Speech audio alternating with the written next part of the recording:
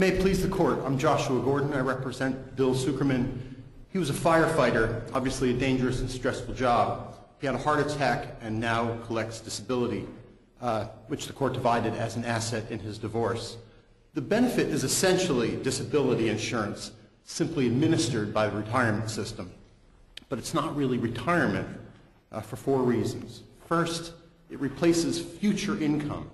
Mr. Sukerman's disability payment is essentially his paycheck every day this Friday. It's calculated with reference to average wages. It's not earned, but granted for an on-the-job injury. The Massachusetts statute gave it to him without regard to age and without regard to length of service. So it's not really retirement. Second, no marital assets were used to purchase the benefit. Neither Bill nor his wife made any contribution during the marriage to the plan, unlike the annuity portion of his firefighter benefits to which they contributed. Third, it's not retirement because it is defeasible. Mr. Sukerman must undergo regular medical exams to determine whether he's still disabled. And having lost a lot of weight since his heart attack, he may be on the verge of being declared fit for duty now. It's also defeasible if he earns more than $25,000 per year. Does it have any cash value? Does it have a cash value? In other words, could it be like a whole life insurance policy? Could it be cashed in for some percentage of the... I didn't see anything in the statute that would give it that, but maybe if there's something on the private market, I don't know. But I don't think the statute, anything the Massachusetts statute provides for that. Did he start receiving it during the marriage? He started receiving it about 2 months before the decree, so that was, but after the separation. After the separation, after the divorce was filed, but just prior to the decree.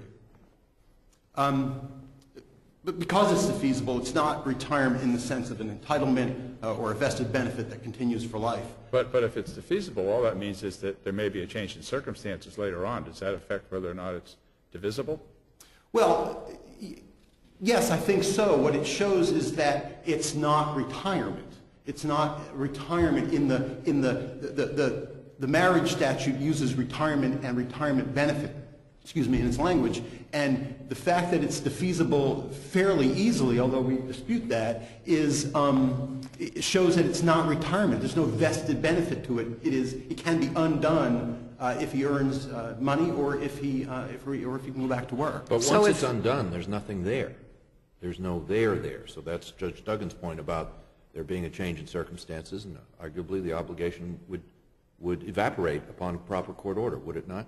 If he goes back to work and if it gets undone, the obligation evaporates, or the payment evaporates, and then no doubt there would be a subsequent proceeding and change of circumstances and all that. If we were to conclude that this portion of the package is income rather than asset, it could be considered by the trial court in an alimony order, couldn't it? Or child support, which is more relevant here, yes. Okay. Yes. The difference there is if it's divided under the child support guidelines, it ends. Mr. Sukerman's children are nearing emancipation now, and also over the life of if Mr. Sukerman lives to an average lifespan, this benefit is worth $1 million or something like that to him, which is far greater than one might expect for alimony or child support.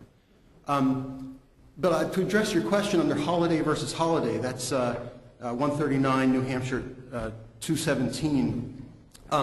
In order to be considered, for these benefits to be considered marital assets, the payment must be, quote, prior to commencement of the divorce proceedings. So these benefits, they're not measured by when the decree is issued. They're measured by when the divorce proceeding began. These benefits, the disability here was too late to be considered a marital asset. Do we have to go back to Favich to agree with you, so to speak, reaffirm what we held in Favich? Well, put a big dent in that in Preston, it sounds like. Well, my sister argues that the two precedents here, Favich and that Favich is an outlier. It's just a mistake that was overruled 2 years later in Preston. But I think they exist side by side. Favich was a disability benefit case. and the injury occurred after the wife filed for divorce, where and the benefit was clearly for the disability. Preston was a personal injury annuity case. It's quite different. And the injury and the payout took place 5 and 10 years before the end of the marriage. And it was a jury award, which, like I said in my brief, didn't distinguish whether it was backward-looking to past pain or forward-looking to future wages. Preston tells us that when the payment is squarely within the marriage, and you can't tell whether it replaces past injury or future income, it's a marital asset. Fabich tells us when the disability occurs late in the marriage and the function is a future wage replacement, you follow the function of the benefit. So which seems to say that to analyze it, we use a functional approach, which I thought we discarded in Preston. Am I wrong? Well, he clearly discarded it for jury award, for annuities that are, for personal injury annuities. But didn't we also implicitly or maybe explicitly say that the court shouldn't have used the functional approach in Fabich? Well, unless the court wants to put Fabich, as this outlier all on its own facts, and it's a little piece of law that no longer exists. I think these two cases exist side by side because the court said to the extent that Fabich is overruled, and those words from Preston. So, well, why would it be overruled if it's distinguishable? Pardon me? I say, why would it be overruled at all if it were distinguishable? When Judge Salinas authored the Preston case, I think that my reading of it is that the court thought we were overruling something in Fabich. If it was a functional approach versus a mechanistic, what were we overruling? To hear you talk, we weren't doing anything. It was very different. That's my problem. What did we overrule? I think you overruled the functional approach for personal injury annuities. There's no functional approach there. Why isn't this the same? It's the same as Fabich. It's the same. It's not a personal injury annuity. It is a disability payment. It's an income stream, just like it was in Preston. Well, it's an income stream.